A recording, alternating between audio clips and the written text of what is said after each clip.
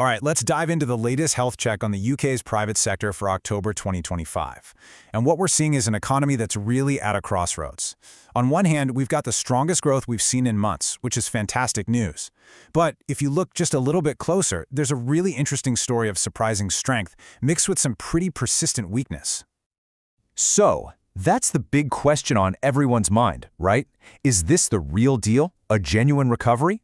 Or is it just a temporary bright spot we're seeing? The answer, as always, is in the data. And to really decode it, there's one key indicator you absolutely have to understand.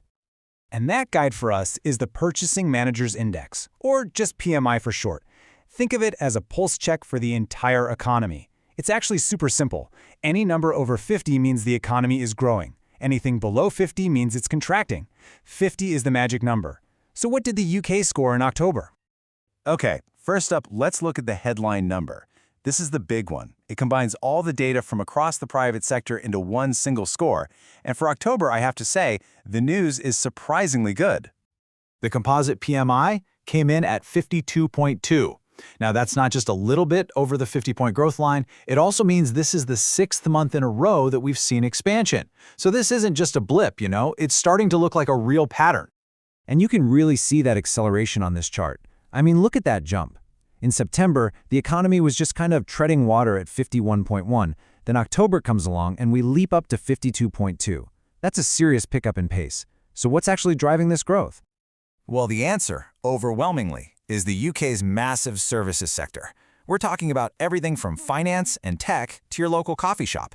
And right now, it is absolutely firing on more cylinders than it has in months.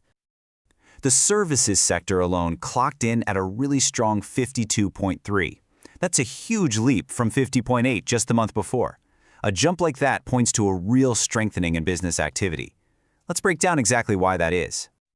What's great to see is that this recovery in services is happening across the board. It's not just one thing. Businesses are winning new clients at a faster pace, they're more optimistic than they've been all year, and that confidence is starting to steady the job market. And maybe most importantly, those painful cost pressures are finally easing up, giving companies some much-needed breathing room. And it's not just numbers on a page. As Tim Moore from S&P Global points out, businesses are really feeling this momentum on the ground. They're talking about better than expected sales and a turnaround in winning new clients. But, and this is a big but, this strong performance in services doesn't tell the whole story. Now we need to turn our attention to the UK's manufacturing sector. And, well, this is where the story gets a whole lot more complicated. We are seeing some signs of a rebound, but it definitely comes with a pretty big asterisk next to it. So, the manufacturing PMI hit 49.7. Now, on one hand, hey, that's the best reading we've had in a whole year. That's a clear improvement. But on the other hand, it is still below 50. And that means the sector, despite getting better, is still technically shrinking. This slide really captures the dilemma for manufacturing. It's a tale of two trends. Yeah, output is finally up and optimism is rising, but that growth isn't sustainable because it's being fueled by clearing out old orders, not by winning new ones. In fact, and this is kind of staggering, new export orders have now been falling for 45 consecutive months. That's nearly 4 years.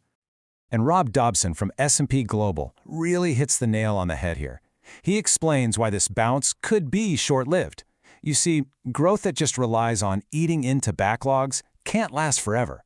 If you don't have a steady stream of new orders coming in, which they don't, that rebound is going to stall out eventually. So what we have here are two very different stories, right? A booming services sector and a manufacturing sector that's showing some faint signs of life, but is still on pretty shaky ground. So what happens when we put it all together and try to look forward? Well, if you look at both sectors side by side, a common theme starts to emerge. The biggest problem for everyone is weak global demand. That's a major headwind. But the big tailwind, the thing helping everyone out, is that costs aren't rising as fast. And it seems like that shared relief is what's fueling this rise in optimism in both sectors, even though they're performing so differently. So, after digging through all that data, what's the one thing you really need to take away from all this? Where does this leave the UK economy as a whole? The key takeaway is that we're basically looking at a two-track economy. You've got the powerhouse services sector doing all the heavy lifting, pulling that main number up into growth territory. But what that does is it masks the underlying fragility on the factory floor, where a slight improvement just can't be called a full recovery, not yet anyway. And that brings us right back to our original question. For now, the answer has to be cautious optimism. The growth is real, but it feels dangerously unbalanced. The defining question for the next few months is going to be this: can manufacturing finally find its footing and catch up? Or will that persistent global weakness eventually drag the services sector down with it?